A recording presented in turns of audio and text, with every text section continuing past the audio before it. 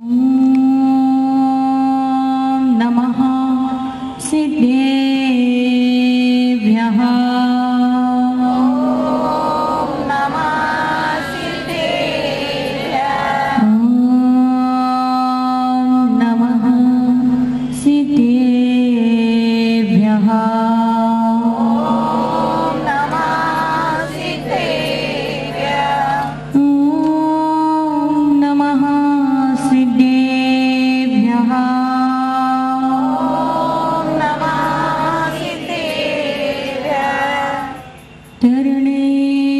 सिद्धांत सागरी गुरु तारो हमें ऋषि,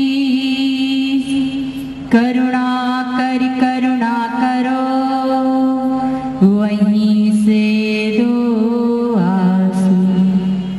यही प्रार्थना आपसे अरुण से करी जोर। पग पग पल पल बढ़ चलूं मोक्ष महल की ओर, मोक्ष महल की ओर। बोलिए अनंतानंद सिद्ध परमेष्ठी भगवान की 1008 श्री आदिनाथ भगवान की। सबके उपास है क्या? ऐसा लग रहा है जैसे 10 लक्षण पूरा नहीं हुआ और उपास आपके पूरे हो गए। बोले तपस्वी सम्राट गुरुदेव आचार्य सन्मति सागर जी महाराज की, परम पूज्य गुरुदेव आचार्य सिद्धांत सागर जी महाराज की, अहिंसामयी जैन धर्म की सौभाग्यवती माता की जय। क्या बिगड़ जाता जो गिरते को उठा लिया होता, क्या बिगड़ जाता जो गिरते को उठा लिया होता। अरे जो गुस्से में कहा वही हंसकर कहा होता, जो गुस्से में कहा वही हंसकर कहा होता। धर्म स्नेही भव्य आत्माओं, आज कलशारोहण का दिन है। आज का दिन हमें एक बहुत बड़ा संदेश लेकर के आया है। जो हमारी आत्मा का स्वभाव है उस स्वभाव को प्रकट करने का संदेश लेकर आया है। ये क्षमा धर्म मात्र आज के दिन के लिए ही नहीं है, बल्कि ये क्षमा धर्म तो हमारी आत्मा का स्वभाव है और ये प्रत्येक क्षण प्रत्येक व्यक्ति के अंदर होना चाहिए। बंधुओं, क्षमा और उत्तम क्षमा में बहुत अंतर होता है। एक क्षमा हुआ करती है और एक उत्तम क्षमा हुआ करती है। क्षमा क्रोध की भी क्षमा होती है, मान की भी क्षमा होती है, माया की भी क्षमा होती है, लोभ की भी क्षमा हुआ करती है। लेकिन उत्तम क्षमा वह हुआ करती है जहां पर क्रोध की, मान की, माया की और लोभ की क्षमा हट जाती है। वही क्षमा उत्तम क्षमा हुआ करती है। क्रोध की क्षमा, किसी ने माफी मांगी, अब माफी मांग ली है, कोई आपसे माफी मांग रहा है, कोई आपसे क्षमा मांग रहा है, लेकिन आपके अंदर क्रोध भरा हुआ है, अब क्षमा मांगने आया है, तुम क्या कह देते हैं? जा। अब आनंद, ऐसी गलती क्या? ऐसी गलती दोबारा नहीं करना, और ऐसी गलती दोबारा की तो तुझे क्या करूंगा? देख लूंगा, तुझे देख लूंगा। ये किसकी क्षमा है? अंदर तो क्रोध है और ऊपर से क्षमा कर दिया। ये क्रोध की क्षमा है। मान की क्षमा, मैं बड़ा हूं, क्या मैं बड़ा हूं इसलिए मैं आपको क्षमा कर रहा हूं। ईमान की क्षमा है। मायाचारी की क्षमा, अंदर से तो दिखा दूंगा, देख लूंगा, लेकिन अब आया है तो कोई बात नहीं, ऊपर से तो कह दिया क्षमा, लेकिन अंदर अंदर द्वंद्व चल रहा है, लड़ाई चल रही कि इसने मुझे ऐसा क्यों बोला, इसने मेरे साथ ऐसा क्यों किया। मैं एक दिन इसका जवाब जरूर दूंगा, एक दिन इसका बदला जरूर लूंगा। इस प्रकार की जो मायाचारी की भावना होती है, अंदर कुछ और बाहर कुछ, वो कहलाती है माया की क्षमा। और लोभ की क्षमा होती है कि जैसे आपकी दुकान में कोई ग्राहक आया, मान लीजिए कपड़े की दुकान है और कपड़े की दुकान में ग्राहक आता है और आपके बहुत सारा सामान ले लेता है, बहुत सारी सामग्री निकलवा लेता है, लेकिन 1 घंटे तक आपका समय बर्बाद करता है, 2 घंटे तक समय बर्बाद करता है, लेकिन एक चौन्नी का भी सामान नहीं लेता है। गुस्सा तो आता है कि 1 घंटे से इतना परेशान किया, पूरा दुकान का माल बाहर करवा लिया और लेकिन कुछ भी नहीं खरीदा। गुस्सा तो आ रहा है कि इसे धक्का मार करके बाहर निकाल दो, लेकिन यदि बाहर निकाल लिया, कुछ कह दिया तो ग्राहक आएगा नहीं। और कह देते हैं कि भैया माल अगले हफ्ते में नया आएगा, उस वक्त तुम आ जाना, नया माल अच्छा माल आएगा, उस वक्त तुम सामान को खरीद लेना। इस प्रकार कहकर के उसे निकाल लेता है, इस प्रकार कहकर के अपने गुस्सा को शांत करता है, लेकिन अंदर अंदर तो क्रोध बहुत ज्यादा आता है कि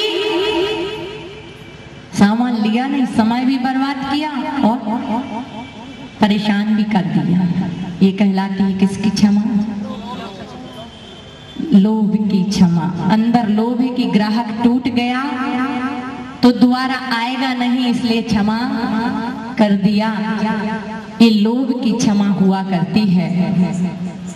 वैसे आज भदैया जैनी ज्यादा है, नहीं तो यहाँ शाम को कहाँ, बस भगवान रहते हैं और हम रहते हैं और 2-4 लोग और रहते हैं, क्योंकि भादों के महीने में भदैया जैनी ज्यादा आते हैं। जैनी वैसे 5 प्रकार के होते हैं। कितने प्रकार के? 5 प्रकार की जैनी होती है। एक तो सदैया जैनी होता है, एक भदैया जैनी होता है, एक लड़ैया जैनी होता है, एक मरैया जैनी होता है और एक छुटैया जैनी होता है। सदैया जैनी वह होता है पहले भगवान की पूजा, उसके बाद काम दूजा। जो भगवान की पूजन करता है, भगवान की आराधना करता है, प्रतिदिन मंदिर जाता है, वह कहलाता है सदैया जैनी। भदैया जैनी वह कहलाता है कि 355 दिन तो गोल रहता है, लेकिन पर्युषण के जो 10 दिन होते हैं, उन 10 दिनों में भगवान का बंदा हो जाता है, वो कहलाता है। कौन सा जैनी कहलाता है? भदैया जैनी कहलाता है। और एक होता है छुटैया जैनी, जो मात्र कौन से दिन में आता है?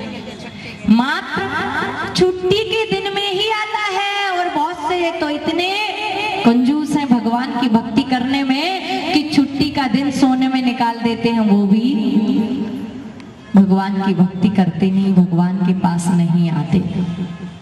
वो छुटैया जैनी मात्र जिस दिन छुट्टी होती है, संडे का दिन होता है, उस दिन ही भगवान के पास आता है, उस दिन ही भगवान को दर्शन देता है, वो छुटैया जैनी कहलाता है।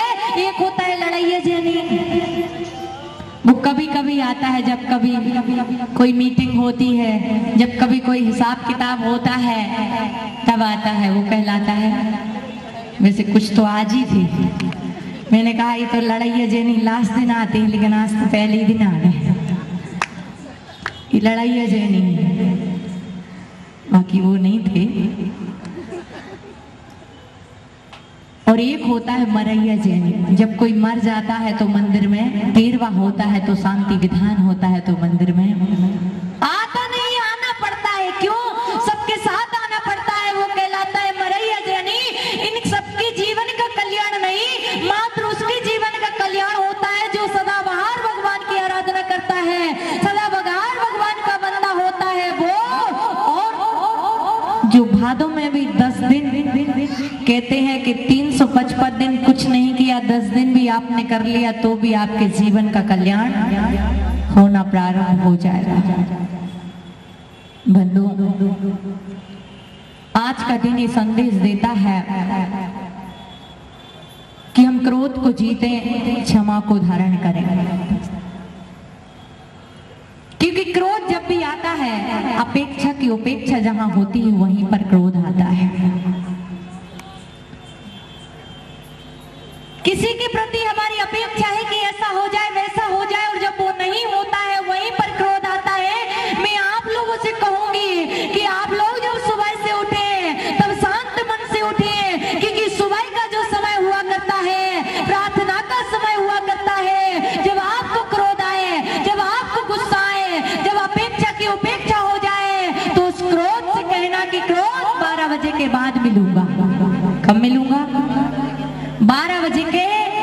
बाद मिलूंगा। क्रोध जब भी करो तो मेहमान की तरह करना चाहिए, नौकर की तरह करना चाहिए। कैसा नौकर कैसा होता है? नौकर को जब सेठ बुलाता है तो आ जाता है, और जब उससे कह दिया जाओ तो वो चला जाता है। ऐसे हमारा क्रोध भी मेहमान नौकर की तरह होना चाहिए, जब बुलाओ तब आ जाए और जब भगाओ चला जाए। मैं आप लोगों से कहूंगी कि सुबह सुबह परमात्मा की आराधना का समय होता है, सुबह क्रोध का समय नहीं होता है। कहते हैं कि रामायण में मंथरा थी, क्या थी? मंथरा थी, लेकिन रामायण में ऐसा कहीं पर उल्लेख नहीं आया कि मंथरा का मरण हो गया। मंथरा जो जगह जगह जाकर के आग लगाए, मैं आप लोगों से कहूंगी कि हमें मंथरा नहीं, हमें संतरा बनना है, हमें आग नहीं बाग लगाना है। यदि आप आग लगाएंगे तो घर स्वर्ग बन जाएगा, और आग लगाएंगे तो घर राख बन जाएगा। घरों में हमें आग लगाने का काम नहीं, हमें बाग लगाने का काम करना चाहिए।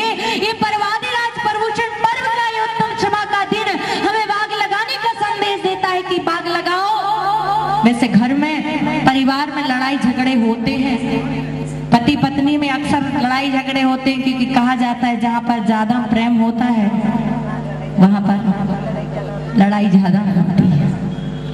होना भी चाहिए।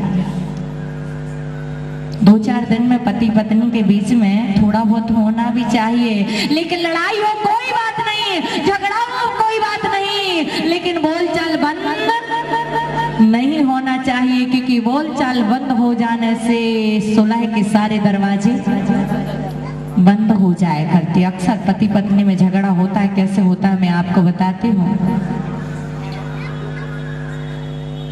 आप लोग सोचेंगे माता जी आपने तो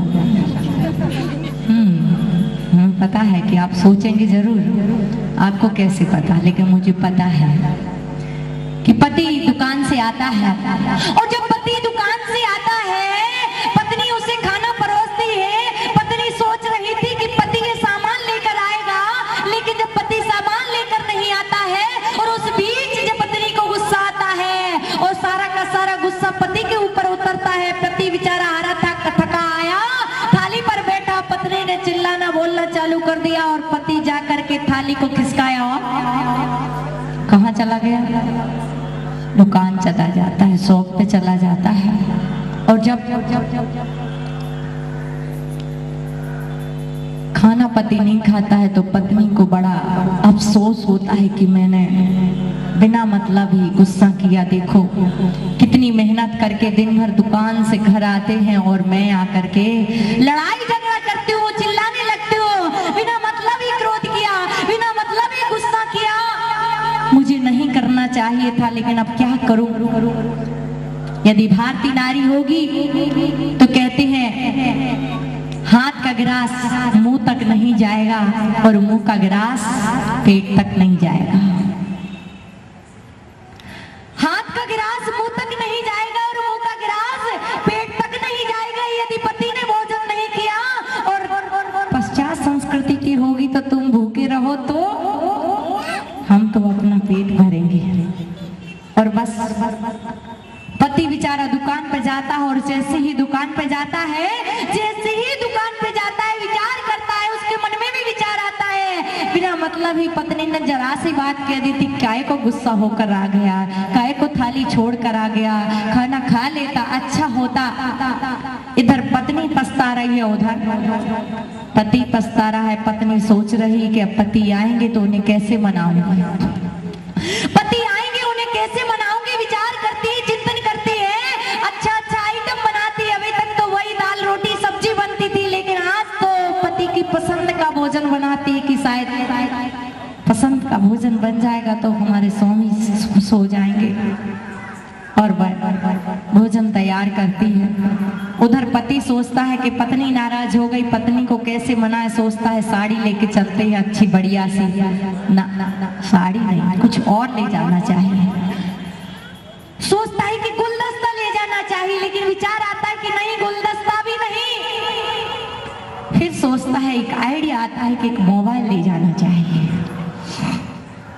इधर से पति शॉप पे जाता है, दुकान पे जाता है, मोबाइल खरीदता है, और इधर पत्नी पति के इंतजार में दरवाजे पर खड़ी होती है। चेहरे पर मुस्कान है, चेहरे पर स्माइल है। उधर से पति के हाथ में मोबाइल और पत्नी के मुख पर स्माइल, और दोनों का मोबाइल और स्माइल का जब संबंध होता है, वहीं पर सारा का सारा क्रोध पलायन कर जाता है, सारा का सारा क्रोध समाप्त हो जाता है। जब भी लड़ाई हो, जब भी झगड़ा हो, यदि एक मुस्कुरा देता है, एक क्रोध करे और एक मुस्कुरा दे, तो हमेशा का जो लड़ाई है, जो झगड़ा है, जो बैर है, जो विरोध है, वो खत्म हो जाता है। इसलिए मैं लोगों से कहती हूँ कि जब एक आग बने तो एक को जलधार बन जाना चाहिए, लेकिन उल्टा हो गया है। यदि सामने वाले ने थोड़ा गुस्सा किया तो दूसरे ने और भी ज्यादा किया, और कहते हैं कि विस्फोट हो जाता है। जबकि होना ये चाहिए कि एक आग तो एक जलधार।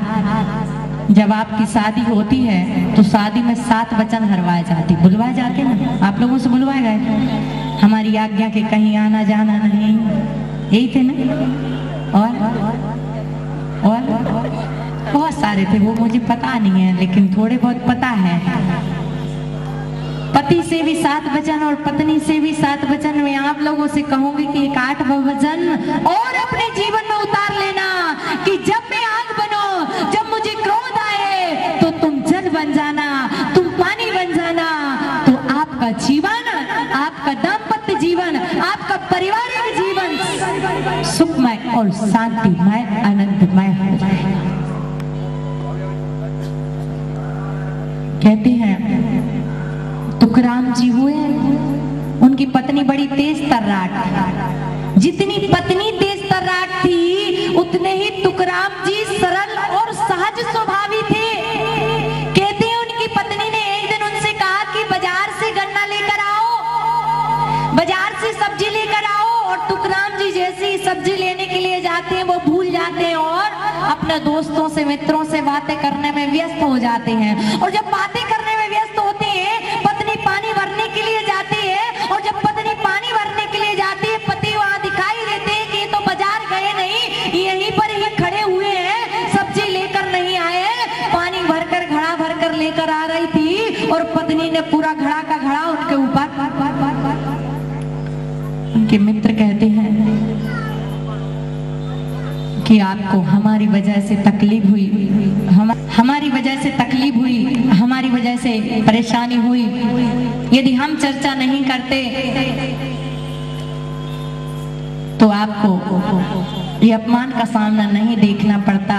बोले इसमें क्या बात है, देखिए दुख में से सुख खोजने की कला। उन्होंने कहा इसमें कोई बड़ी बात नहीं है। अरे मैं तो उस परमात्मा को शुक्रिया करता हूँ, उस परमात्मा के लिए धन्यवाद देता हूँ। यदि मेरी पत्नी अच्छी होती, मेरा ध्यान रखती, मेरी आज्ञा का पालन करती, मेरे अनुकूल आचरण करती, तो मुझे पत्नी से ज्यादा लगाव हो जाता, पत्नी से ज्यादा प्रेम होता, और परमात्मा से दूर हट जाता। मेरी कर्कश पत्नी की वजह से कम परमात्मा से तो जुड़ा हुआ, मेरी पत्नी की वजह से परमात्मा से तो जुड़ा हुआ हो, नहीं तो पत्नी के ही मोह में फंसा रहता, संसार में ही उलझा रहता। और कहते हैं कि मेरी पत्नी तो कितनी महान है, जी युक्तियों के अनुसार है।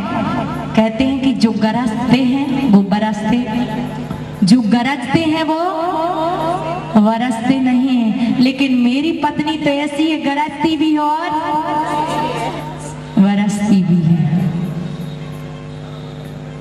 और कहते हैं कि जितने भी महान पुरुष हुए हैं ना, सबकी पत्नियां तेज तर्रार थी। आपकी पत्नी हो तो इसमें कोई बड़ी बात नहीं है, लेकिन हमें अपने आप को संभाल करके चलना है। कहते हैं कि यदि गलती ना भी हो और यदि क्षमा मांग ली जाती है, सॉरी बोल दिया जाता है, तो भी रिश्तों में मिठास बनी रहती है। और गलती होने पर भी यदि क्षमा भाव नहीं आता है, तो कहते हैं कि वहां पर तनातनी और तनाव बना रहता है। इसलिए बंधुओं, जितने भी महान पुरुष हुए हैं, पार्श्वनाथ भगवान के जीवन का उदाहरण आता है कि कमठ ने क्रोध किया तो कमठ संसार में रह गया और पार्श्वनाथ ने क्षमा को धारण किया, इसलिए वो परमात्मा बन गए। हम यदि अपने जीवन में क्षमा भाव रखते हैं तो हम परमात्मा के रूप को प्राप्त होते हैं, और यदि क्रोध करते हैं तो हम संसार और संसार में रोलते रहते हैं, संसार के दुखों को भोगते रहते हैं। इसलिए आचार्यों ने कहा है कभी किसी से बैर मत पालना। क्या? कभी किसी से वैर मत पालना। क्यों? क्योंकि पता नहीं कब अपना भी पराया हो जाए। कोई भरोसा नहीं है, कोई पता नहीं है कब अपना कौन है, कब अपना पराया हो जाए। जिसे मैं अपना बहुत नजदीक का समझता हो, जिसे मैं अपना समझता हो, जिसे मैं अपना सर्वस्व समझता हो, कब अपने को धोखा दे जाए, कब अपना पराया हो जाए, और वो कब बैर निकाल ले, किस भाव में बैर निकाले, इसकी कोई गारंटी नहीं। इसलिए आचार्य कहते हैं कि तिनके से भी बैर मत करना, कभी तिनके का भी अपमान मत करना, प्राणी मात्र में किसी का भी अपमान मत करना।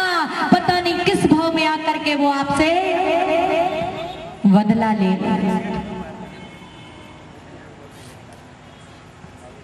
बंधु, आपका समय हो रहा है, 8 बजे तक का समय है। बस मैं इतना ही कहूंगी कि क्रोध एक जहर है। इसलिए अक्सर माताओं बहनों को ये ध्यान रखना चाहिए कि जब बच्चों को अपने दूध पिलाएं, आपको क्रोध आ रहा है, आपको तीव्र क्रोध आ रहा है, उस क्रोध में बच्चे को दूध मत पिलाना। आप दूध नहीं पिलाएंगे बल्कि जहर पिलाएंगे। और जब आपको क्रोध आए, जब आपको गुस्सा आए, उस गुस्से में भी अपने परिवार को भोजन मत कराना। वह भोजन विष का काम करने लग जाएगा। कहते हैं कि एक क्रोधी का खून एक खरगोश के ऊपर डाला गया, खरगोश को इंजेक्शन लगा करके एक क्रोधी का क्रोध करने वाला जो तीव्र क्रोध कर रहा था, उसका इंजेक्शन में खून भर करके एक खरगोश को लगा दिया। और कहते हैं वो खरगोश थोड़ी देर तक छटपटाया और थोड़ी देर के बाद मरण को प्राप्त हो गया। जरा सा क्रोध हमारे पूरे परिवार को अलग कर सकता है, जरा सा क्रोध हमारे पूरे प्रेम संबंध को मिटा सकता है। इसलिए जब क्रोध आए, उस क्रोध को जीतने का मात्र एक ही उपाय है कि जब क्रोध आए या तो मौन हो जाना। क्या हो जाना? मौन हो जाना। और जब क्रोध आए, क्रोध के निमित्त मिलेंगे, हर क्षण मिलेंगे, हर समय मिलेंगे। और जब क्रोध के निमित्त मिले, और निमित्तों को हम कैसे डालें? जब क्रोध का निमित्त मिले, कोई गाली दे रहा है, कोई अपशब्द कह रहा है, या तो मौन हो जाओ, नहीं तो स्थान क्या कर लो? स्थान का परिवर्तन कर लो। यदि स्थान का परिवर्तन कर लिया, समय निकल जाएगा। क्रोध व्यक्ति कितने देर तक करेगा? कितने देर तक क्रोध करेगा? एक बार ऐसे ही हुआ, पति पत्नी में थोड़ी सी कहा सुनी हुई। पत्नी को बड़ा गुस्सा आया, और जब गुस्सा आया तो पत्नी कहती है कि तुम तो पूरे जानवर हो। क्या? तुम तो पूरे जानवर हो। पति ने कुछ नहीं कहा, सुन लिया, शांति से प्रेम से सुन लिया। जब पत्नी का क्रोध ठंडा हुआ तो पत्नी सोचती है कि मैंने जानवर कह दिया, फिर भी मेरे पति को गुस्सा नहीं आया। और जब घर वापस आता है पति, तो पति से कहती है कि आपको गुस्सा नहीं आया, आपको क्रोध नहीं आया, मैंने इतना बड़ा शब्द कह दिया, इतनी बड़ी गाली दे दी आपने। बोले आपने कौन सी गाली दी? आपने जो कुछ कहा सच ही तो कहा था। बोले कैसे सच कहा था? मैंने तो गाली दी थी, इतना बड़ा शब्द कहा था, जानवर कह दिया था। बोले हाँ सही कहा था। बोले तू मेरी जान है ना? बोले हाँ। मैं तेरा बर हूँ ना? बोले हाँ। बोले तू मेरी जान और मैं तेरा बर, और हो गया जानवर। और कहते हैं कि ऐसे ऐसे करके, और जब पति के मुख से ऐसे शब्द सुनती है पत्नी पति के चरणों में गिर जाती है कि क्षमा कर दो, इतना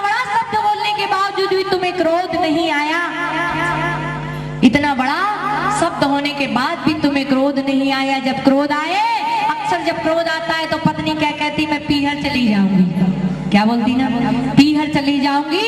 तो पति को कहना चाहिए कोई बात नहीं। पति कह दे कि ठीक है तू पीहर चली जा, और कल जाती है तो अभी चली जा, तो कहते हैं लड़ाई और बढ़ जाएगी, वैमनस्यता बढ़ जाएगी। और पति कहता है कि कोई बात नहीं, तुझे पीहर जाना है तो कोई बात नहीं, तुम पीहर जाओ और मैं अपनी ससुराल जाऊंगा। क्या तुम पीहर जाओ, मैं तुम्हारा अपनी ससुराल जाऊंगा। और जो नन्ना मुन्ना बच्चा है, ये भी बहुत दिन से ननिहाल नहीं गया है, ये भी ननिहाल घुमाएगा। और कहते हैं पत्नी के चेहरे पर मुस्कान आ जाएगी और संबंध जैसा था वैसा का वैसा बना रहेगा।